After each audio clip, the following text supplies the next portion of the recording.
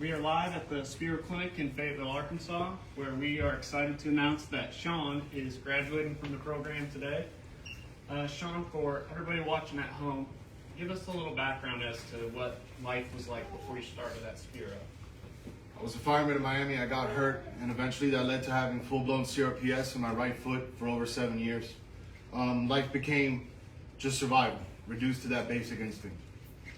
So, talk about how you've been the last few weeks. I know you told me that, was it last week, you've been doing some running for the first time. I think you put in 3 or 4 miles. So, what's life like now?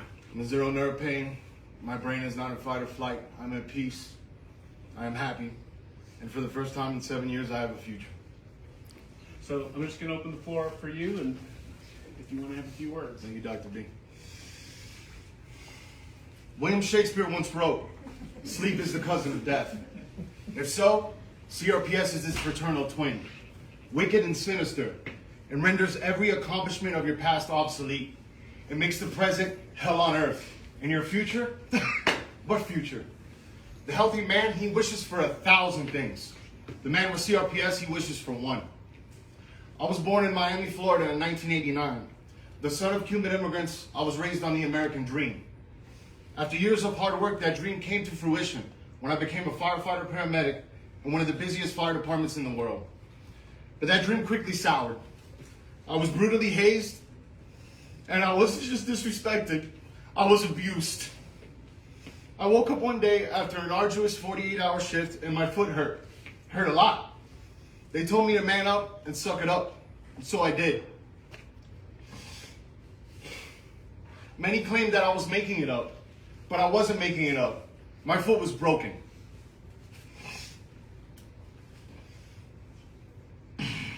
And because of the greed, complacency, and hubris of South Florida doctors, I was misdiagnosed. And I worked on that broken foot for far too long. Eventually, that forced me in 2015 to have a surgery to remove the broken bone from my foot. I woke up from that surgery ready to continue my life after years of suffering. But what I faced was an unfathomable nightmare. My foot hurt worse than before when it was broken.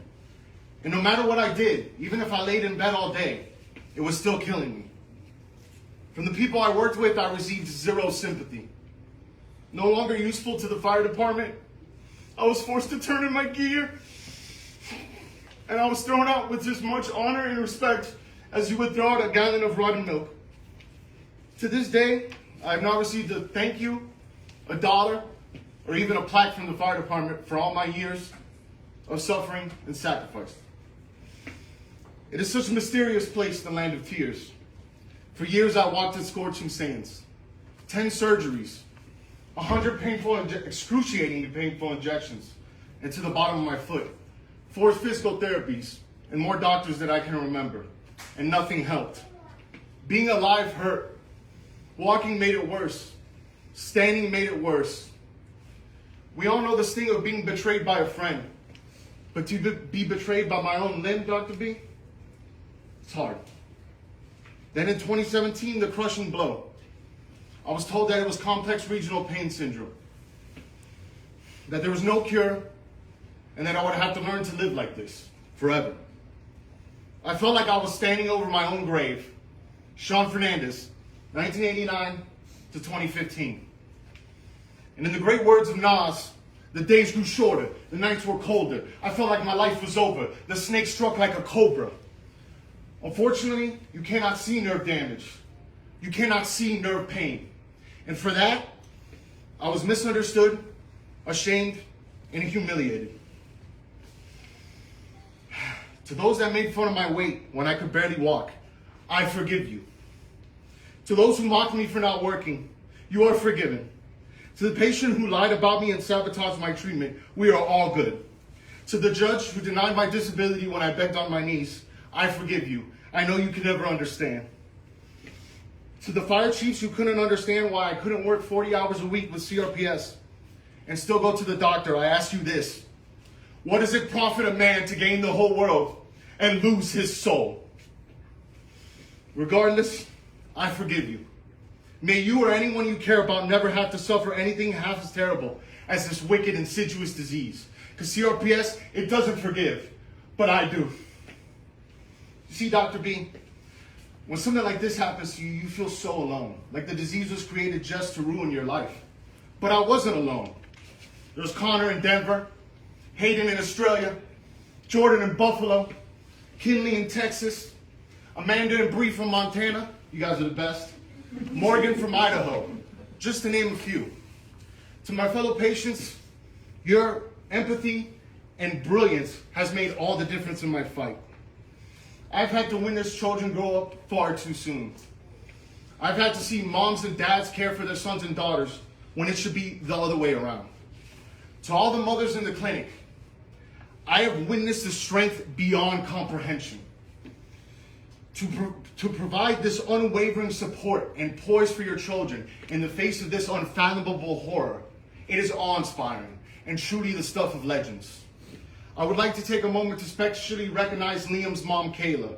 You are the MVP, the most valuable parent. Give it up.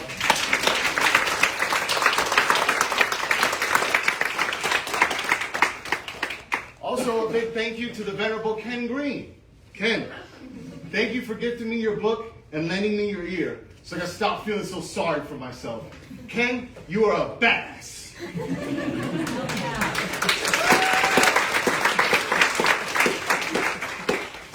The great Langston Hughes in the classic poem Harlem asked an important question. What becomes of a dream deferred that never makes it to the world to be seen or heard? Does it dry like a raisin in the sun? CRPS, it takes your dreams, literally and figuratively. Inundated with pain, all your goals for the future and hopes are dashed. And your sleep is a shallow, dreamless half rest. No matter how long I slept, I would wake up tired, with bags under my eyes. Yet a few days into treatment, my nights were once again filled with dreams.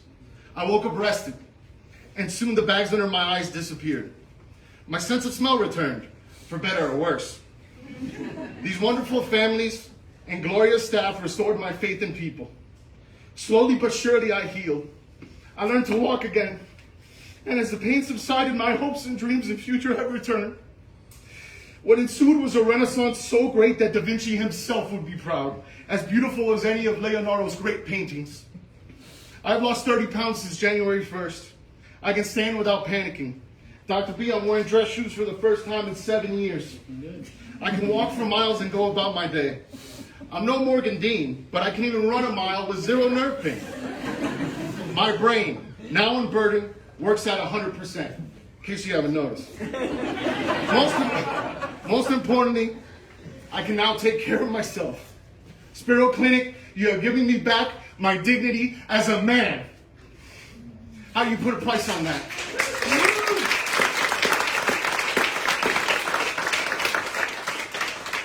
I've risen from the ashes like a phoenix.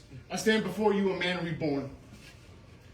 If you are watching this online and you or someone you love has CRPS, I am so sorry. But today is the day. Call Anna today. Order Dr. K's book, and when it comes in 2 days, start reading it. Can't afford it? Make a GoFundMe. I will be your first donation. Parents, families, and friends, they don't get you, they probably never will. Guess what? I do. Talk to me. The legends are real. This is El Dorado. You don't gotta live like this anymore. I am living proof. Find me. This staff, it is the greatest team ever assembled, and they put their heart and soul into saving your life each and every day. Speaking of Dr. K's minions, I can't help think of 1940 and the Battle of Britain. It was England's darkest hour. A year and a half before Pearl Harbor, they stood alone against the unstoppable Nazi war machine and faced invasion and annihilation. Speaking of the brave young Royal Air Force pilots that saved England and perhaps the world, Winston Churchill said these words: "Never have so many owed so much to so few." Winston, it's happened again. And with that, I begin my thanks. Paxton, you are an angel. Your sweet smile and kind words every morning got me through some of the hardest days of my life. Paige, there are 1,000 jobs in this world you would be great at. You are phenomenal at this one. Dr. Lauren, thank you for listening to my corny jokes and incessant talking. You have taught me that you could listen more than you speak and still show compassion, belief, and caring. Dr. L, you are royalty. Dr. B, Thank you for supporting my growing disc golf addiction, and for the great talks of sports, and for being with me in the trenches each and every day, and really caring. Give me a hug. Dr. B is the most handsome man in all of Arkansas. And perhaps even Missouri. Heather. The world needs more Heathers. If I was born near Lake Charles like you, Lake Charles, we would have been friends long ago, and my life would have been so much better for it. Jen and Kim, the best 1-2 punch since Shaq and D-Wade. Jen, thank you for the zaps and your cool attitude and the cool music. Kim, thank you for hearing me out in my darkest days, but meaning it. Also, Kim, you have a really cool voice that should be used in video games and cartoons. Shane, you are the nicest man in the world. I fear that you may be some sort of Men in Black alien creature. But either way, bravo. Cameron, thank you for the lasers and the glorious jam sessions. Your soul is so pure, it is like the water that flows out of Niagara Falls. Colleen, thank you so much for doing an essential job that so many people take for granted, where you really can't even please everyone. I really appreciate it. Dr. Lucas, wow. Dr. Lucas has been helping people since 1972. While Dolphins fans won't admit that that was that long ago, it really was. And Dr. Lucas, your 50 years of work will echo for an eternity. Thank you for helping me see the good, learn the lesson, let it go. Travis and Amanda, thank you for keeping this place running. Travis, your heart is in a good place, and I know you're going to do good with the zaps. Amanda, you are the beating heart of this clinic. I dream of a future where there is a statue outside with Amanda holding the clipboard and pointing into the great yonder. Now, Katie O2 and Gail, my soldiers. The oxygen treatment here has been my most important secondary treatment. It was what gave me my first one in pain, and when I got to 0 and couldn't hold it and was devastated, you guys are what got me back. Katie, you are the Memphis Belle and a really cool young lady. Gail, you are the Rookie of the Year. Bryce, thank you for being who you are. You're a real cool dude. In another world, we would have worked together. To the female NMR therapists, Katie, Casey, Kelsey, Chelsea, and Lisa. Say that 3 times in a row. I did not have the honor and privilege of working with you. But know that you are Dr. K's Black Knights, fighting on the front lines of a war as old as itself, good versus evil. And ladies, the good is finally starting to win. I want to give special recognition to Casey for her miraculous work with Liam and Justin. It has brought me and all of us so much joy. Now a special moment for 3 people that are so near and dear to my heart. For they have stood in my shoes and they have suffered as I have. And instead of going home victorious and enjoying the spoils of war, they have returned to fight each and every day. They play offense and defense. Annie, your pain and suffering was not in vain. Thank you for the great conversations and the empathy that only you can provide. You are everything cool about California. Eric, thank you for showing me that I can forgive 7 years of this because you have done 24. In those first few weeks, seeing you as living proof, it made all the difference for me. And finally, Jenna, you have blazed a trail from which we all walk. I stand on your shoulders. 10 words from you is worth 100 or 1,000 from a mere mortal. I've seen in your eyes a beauty, a brilliance, resilience, courage, and strength, and it is glorious. I don't know how anybody could follow that up.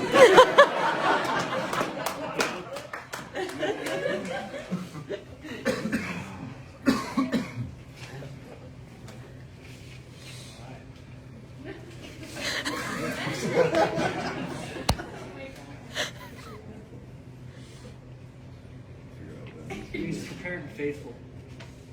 Paratus et fidelis.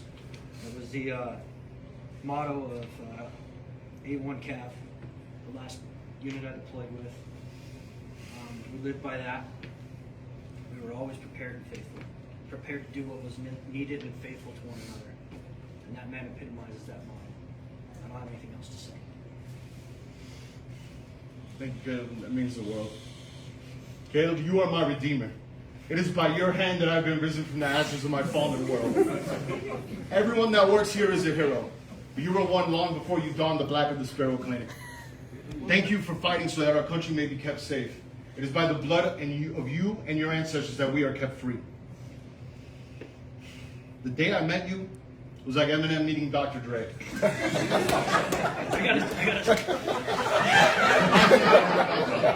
This guy. I come out. I go, Shawn. He stands up. He goes, "That's me. Nice to meet you. I'm looking forward to working with you." I was like, "All right, I got this guy." Yeah, it was something. Yeah. And like Dre and Eminem, we had many aftermaths to deal with. You laid down the beats and I spit the hot fire. And we produced our best work. And like Dre saved Eminem, you have saved me from a horrible life. For 7 years I woke up to darkness and despair. No more.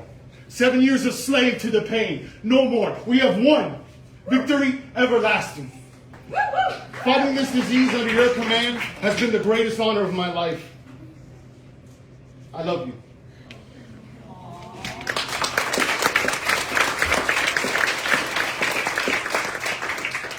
All seriousness aside, I hope one day we can go on some sort of zany adventure, like a third-rate Bill and Ted, or Cheech and Chong. This guy used to ask me, he'd ask me like, he found out that I like to do a little bit adventurous stuff on the weekends, and he just asked me, "Wow, did you what I don't know, did you jump off the waterfall this weekend?" And I actually had it that weekend. Motorcycle death race. I didn't die. And you see, Dr. B, being the glorious firstborn of my family, only having my wonderful little brother Kevin, shout out to Kevin, I always wondered what it'd be like to have a big brother. I got a pretty good idea now. I got a pretty good idea, Dr. B. And speaking of badass leaders of men, let me address my father. Dad. It's been a long decade. The great Aristotle once said, "It is not a great man that does not make mistakes or err. It is the great man that corrects them and sees them through to the end." Well, Dad, you've made me and Aristotle proud, because no distance was too far, no price was too high, no obstacle too great. May this black cloud flee us, and may we work together in love and unison to set up a great future for our family for generations to come. My second to last point. Growing up in the Cuban culture in South Florida in the fire department, the rights of women and the thoughts of women are not as progressive as other places, to say the least. And like everyone else, I was a product of my environment and sometimes guilty of these thoughts. But in many ways, it was men that got me into this mess. And I know now in my heart it was women and their strength that has seen me through. I will now recognize just a few. I would like to thank Dr. Michelle Weiner from Florida. Michelle Weiner, Dr. Weiner, we've done it. Thank you for seeing me at my worst and knowing that I could win this fight. Now, Sherry Kaplan, the guardian angel of Boca Raton. Sherry, look at me now. I am your champion, and I can't wait to get home and work with you again. Sherry, I would not be here without you, and for that, my victory is yours as well. To my dear mother, I knew you were the best mom in the world long before this. Me getting sick, coming here, I wouldn't have done it without you. And that just confirms it. I love you. Thank you so much. To my girlfriend, Jessie. As surely as the devil put this curse upon me, God has sent an angel of mercy to see me through. And that was you. Thank you for listening every day when I woke up and rolled over and said it hurts, and believing it, and showing me that you cared, even on the 1,000th day, even on the 1,500th day. Thank you for being a great mom to Ellie. And thank you for showing me what true love is. I love you so much. To Dr. K, there have been stories of great leaders throughout the centuries that just the mere sight of would inspire their troops to glorious victories and to not feel their wounds. Joan of Arc, Henry V, George Washington, General Patton. and Dr. K. Dr. K, just a glimpse of you in the hallway would embolden my spirit and quell the sound of my wounds.